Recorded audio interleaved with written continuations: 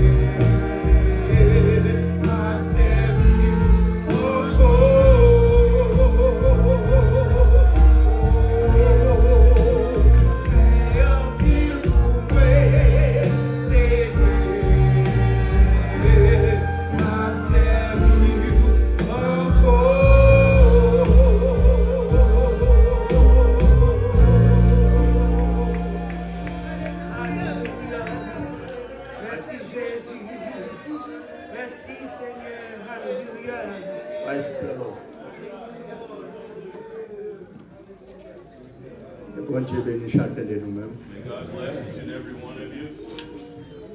Moi, je dis le merci. I thank the Lord Parce que moi, retourné encore. that I'm back. Et là, il y a un voyage missionnaire. I was on a missionary trip. Et fait un temps, c'était un voyage qui était long. It was a long trip. Parce que c'est long ticket, moi, c'est vraiment de gars pour moi aller au Canada, à Toronto. I had to go to Canada or Toronto, Canada. Et Toronto, je dois dormir Toronto, Canada, pour moi, dépasser par la Martinique, for the first Martinique. I had a standby. I stayed in Toronto, and then from Canada, I went to Martinique. Went through Martinique. I arrived in Martinique. Et dormi Martinique. Slept in Martinique. prends un bateau pour rentrer la Dominique. I took a boat to Dominica, Et arrivé la Dominique, and then from Dominica, pour me gagner temps, pour me travailler avec le peuple de Dieu.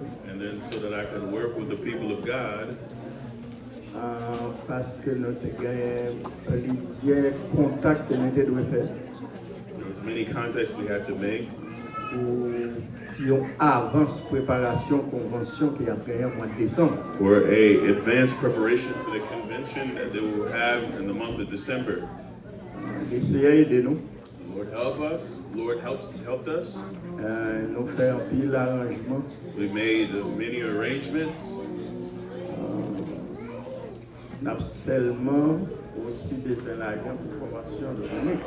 We're only just going to need a contribution for the convention and the fellowship in Dominica. Même pour un centre, pour aller à une grande convention internationale. I smell that it shall be a great convention over there.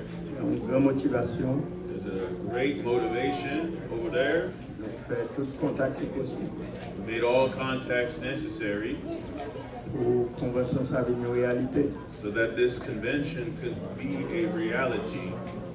Puisque la Dominique, Since Dominica, si je dégage une attention, un petit temps d'abord, if you guys could pay attention, nous avons aidé un pile monde dans la dernière convention de gagnant de recevoir visa pour rentrer Dominique, spécialement ça a été sur Haïti. we helped a lot of people to receive visas to go to Dominica, especially for people that were coming from Haiti. Nous rentrons là en bataille avec le département étranger, oui. We are in a battle with the foreign exchange department De sorte que pour nous, quelques ministres spécialement qui veulent venir dans la convention.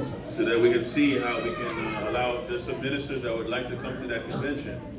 So, aidez-nous à prier Help us in prayer pour tout le bagage capable possible. so that all may be possible. Nous pouvons essayer pour nous-mêmes. We're going to trust in the Lord for them. Faire tout arrangement, discuter, prier avec tout hôtel. They made all arrangements. They were discussing pricing with all hotels Parce qu'on connaît c'est une île liée en pile touriste. You know, it's a tourist island. So, d'essayer avec des dons. The Lord is helping us. Après nous définir et rentrer Martinique, After I was done, I went back to Martinique. nous dépassons le temps qui bénit We had a blessed time avec le peuple qui est dans la Martinique. with the people that were in Martinique. Nous retournons back, Came back, passer encore au Canada stopped by Canada again, et jeudi après-midi, nous arrivons ici. and then on Thursday afternoon, I arrived here. M'apprécie la coopération de tout. I appreciate the cooperation of you all. M'a demandé nous aider à prier pour famille, monde qui habite avec Mike Schwartz, qui c'est un beau ami. We will ask you to help the family of Brother Mike Shorts, who's usually with me. Il est passé par la mort. He has passed away.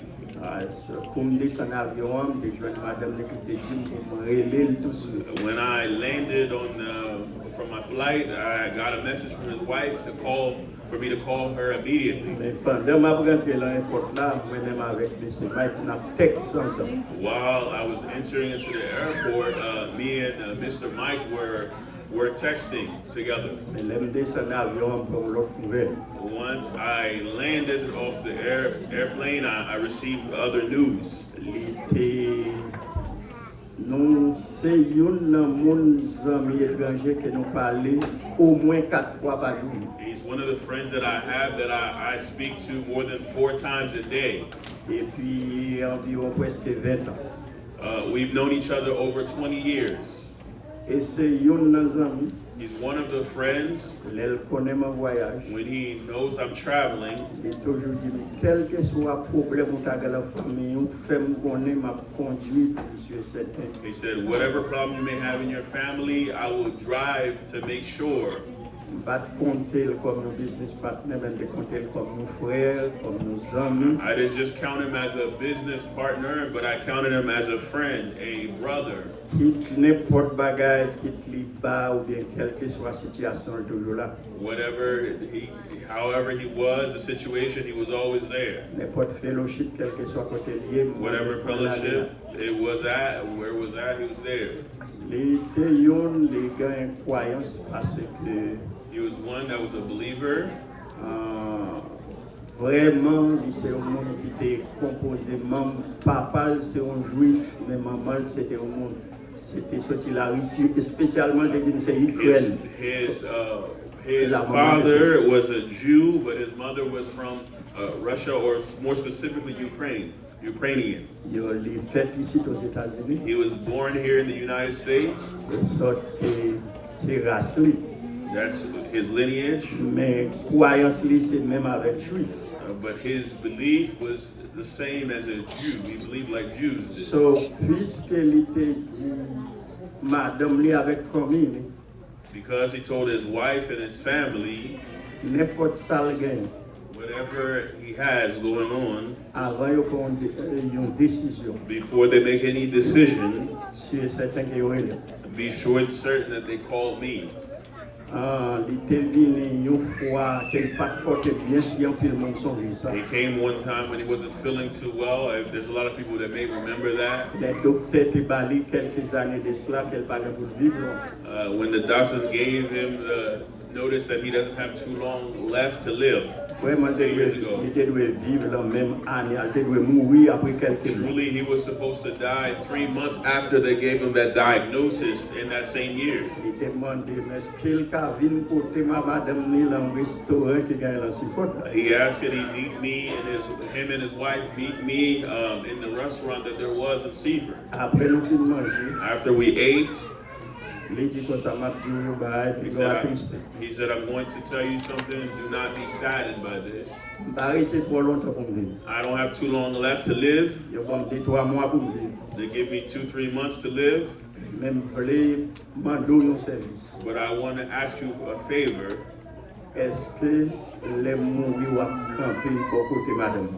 When I die, will you be able to stand next to my wife? Stand with my wife? I wanted to be sure and certain whatever there is in my life,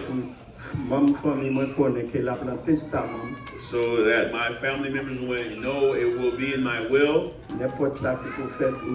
Whatever it needs to take place, you need to be there. That's why Friday afternoon, I made it on Thursday.